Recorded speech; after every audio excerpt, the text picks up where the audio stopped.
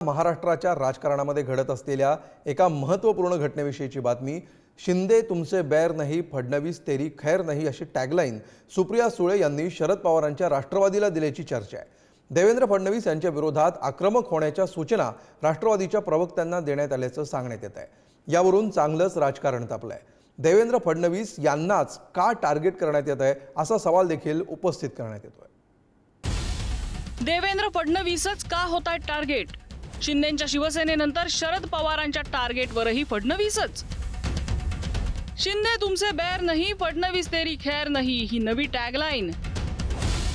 मनोज जरांगेंच्या निशाण्यावरही फडणवीसच। पक्षातूनही फडणवीसांना घेरण्याचा प्रयत्न होतोय।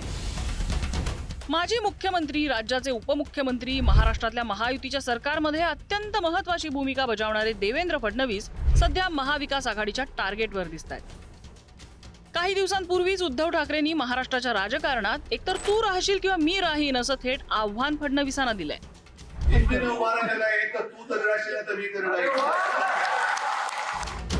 एकनाथ शिंदे यांचं बंड यशस्वी करण्यासाठी पडद्याआडून सूत्र हलवणारे देवेंद्र फडणवीस आणि उद्धव ठाकरे यांच्यातलं वितुष्ट महाविकास आघाडी सरकार कोसळल्यानंतर चांगलंच वाढलंय। उद्धव ठाकरे आणि फडणवीस यांच्यात संघर्ष सुरू असताना शरद पवारांच्या राष्ट्रवादीकडूनही फडणवीसांना टार्गेट करण्याचे आदेश देण्यात आल्याची चर्चा आहे। सुप्रिया सुळे यांचं या संदर्भातलं वक्तव्य असल्याची माहिती येते। शिंदे तुमचे बैर नहीं, फडणवीस तेरी खैर नहीं अशी घोषणा आहे। शरद पवारांच्या राष्ट्रवादीच्या पदाधिकाऱ्यांना सूचना आहेत। मुख्यमंत्री शिंदे आणि जरांगेंवर टीका करू नका असं सुप्रिया सुळे म्हणाल्याचं कळतंय।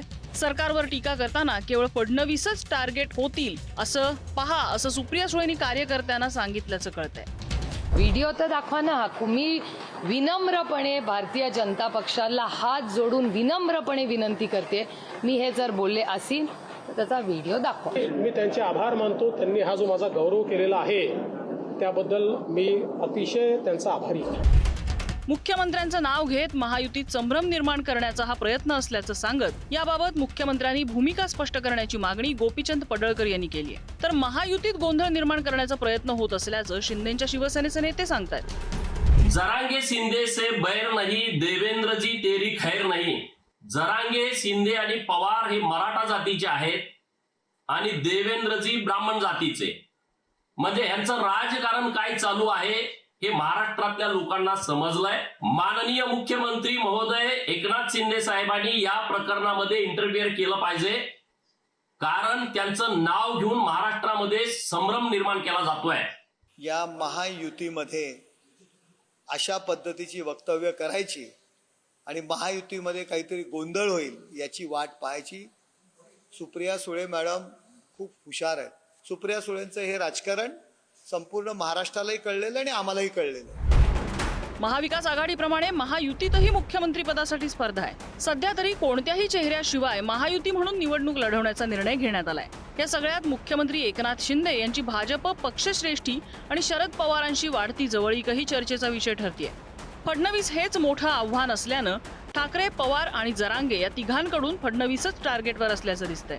यातच भाजपच्या अंतर्गत राजकारणातही फडणवीस टार्गेट होत असल्याची चर्चा सुरू आहे। महाराष्ट्राच्या प्रचाराची जबाबदारी फडणवीसांसोबत नितीन गडकरी, रावसाहेब दानवे आणि चंद्रशेखर बावनकुळेंवर सोपवण्यात आली आहे। आतापर्यंत केंद्रातला चेहरा असणारे नितीन गडकरी आता विधानसभेच्या निवडणुकीत महाराष्ट्रात महिनाभर प्रचार करणार आहेत। हमने भारतीय जनता पार्टी महाराष्ट्र की इकाई ने नितिन गडकरी जी को विनती की है, वो प्रचार के पूरे अभियान में एक महीना हमारे साथ रहने वाले हैं। पंकजाताई है, चंद्रकांत दादा है, एकनाथ माननीय हमारे सुधीर भाऊ है, राव साहब, सभी लोग अलग अलग समितियों में काम करेंगे और 21 लोगों का पूरा टीम हम महाराष्ट्र के हर बूथ तक जाकर लोकसभा में जो हम सीखे हैं उससे आगे जाएंगे और मुझे लगता है हम चुनाव जीतेंगे। एकट्या देवेंद्र फडणवीसांच्या करिश्म्यावर भाजप पक्षश्रेष्ठींचा विश्वास नाही का, की संघाच्या आदेशानुसार गडकरींना राज्याच्या राजकारणात सक्रिय करण्यात येतंय असा सवालही उपस्थित होतोय। पक्षांतर्गत नेते आणि विरोधक या दोन्हींच्या टार्गेटवर फडणवीस आहेत का अशी शंका त्यामुळे उपस्थित होतीये। आता हे चक्रव्यूह महायुतीचे चाणक्य अशी ओळख असलेले फडणवीस कसं भेदणार हे पाहावं लागणार आहे। ब्युरो रिपोर्ट, पुढारी न्यूज, मुंबई।